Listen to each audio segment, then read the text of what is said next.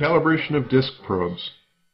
One of the unusual probe buildups that you may wish to use for measuring things like O-ring grooves in deep bores is a disc probe. And the only way we can calibrate this disc probe is by using a partial section of our calibration artifact. And in order for that to be possible, we've had to previously locate this calibration artifact using a normal spherical stylus. So let's have a look at this. So I've got my probe utilities window open, and I've got the beginnings of a probe buildup for this disc probe, all the way down to the TP2. What I want to do next is between my disc probe and the body of the TP2, I want to ensure that I have a small amount of extension. Usually 10 millimeters shall do it. So we'll select that 10 millimeter extension.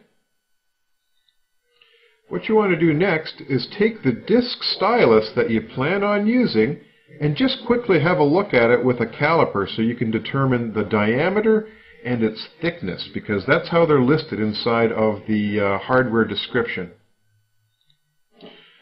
So what you want to do next is scroll down through the list of the hardware until you find the disc that you're going to use. Now, my favorite disc is the 25 by 3 millimeter disc, because it's slightly larger in diameter than the body of the TP2. So this allows me to get fairly deep into bores and measure O-ring grooves and things like that. So the next thing we want to do is go into the probe measurement dialog, and we want to change a couple of the parameters to suit this sphere.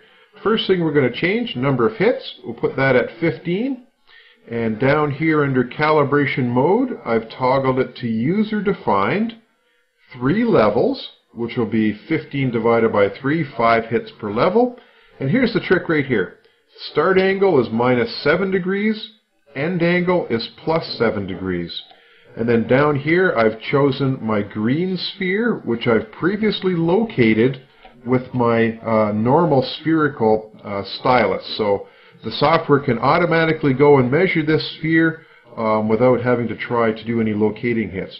The next thing you want to do is make sure that this is on DCC and not DCC plus DCC or any of the other ones. We want it to go straight to the sphere and do those 15 hits. So if we hit measure now, it's going to go ahead and calibrate our disc probe. Now, when you're presented with a dialog that says, has the qualification tool been moved or the CMM 0 point changed, you are now going to select no, because we have previously located this calibration artifact. And finally, the last thing that we want to do is to ensure that we review the results of our calibration. We're going to look at the size and the standard deviation. The size is most important. Depending on the size of the disc that you choose, you may have to reduce or increase the probing angle in order to get good results. So we want to make sure this size is around nominal. If it's not, then try reducing the probing angle from ±7.5 degrees down to, say, ±5 degrees. And we would do that for thinner discs. Or you could increase the probing angle from ±7 degrees up to ±10 degrees for thicker discs. So you need to review these results carefully. This is what it looks like when the disc probe is calibrating at the ±7.5 degrees. You'll notice that we don't take any hits on top of the calibration artifact.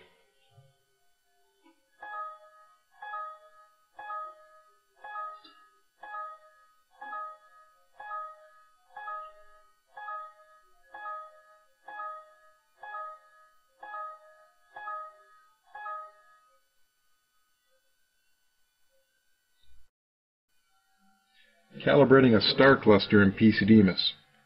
A star cluster is a very useful probe configuration for measuring features on your part that you would not be able to measure otherwise using a normal probe setup. Let's look inside of PCDMIS on how to build and calibrate a star cluster. So inside of our probe utilities window, you'll notice that I've built a normal configuration